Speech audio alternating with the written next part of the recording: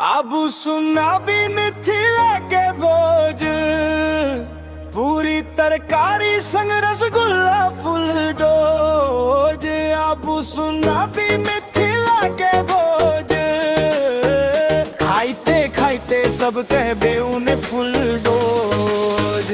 आबू सुना भी मिथिला के भोज, पूरी तरकारी संग रसगुल्ला फुल डोज।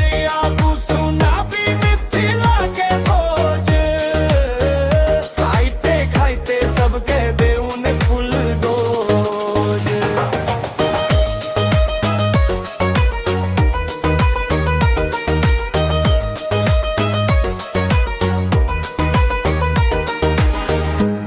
सब टूटी पड़ पाट पर पूरी गिनती छोड़ ले के बेर 10-10 पूरी तरकारी चारी रसगुल्ला गप गप नहीं मने हारी। 100-125 रसगुल्ला खा गेल देखनी हार सब दांत तरा गेल। पेट भरल मुदा मन ने भरल, आऊ एक देव फेर आवाज करल। आबू सोना भी मिथिला के भोज, पूरी तरकारी संग रसगुल्ला फुल डोज। आबू सोना भी मिथिला के भोज, खाइते खाइते सब कह दे उन्हें फुल डोज। आबू सोना भी मिथिला के भोज, पूरी तरकारी संग रसगुल्ला फुल डोज।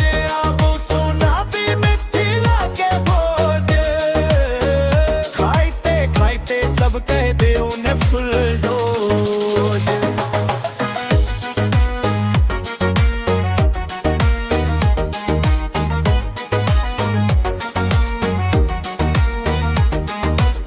अंत में आयल गाड़ दही के बेरा, बुढ़बा कहले एही न चाही। फिर चीनी मिला का कटोरा भरी भरी गट गट पीबे खुश भेल घर घर।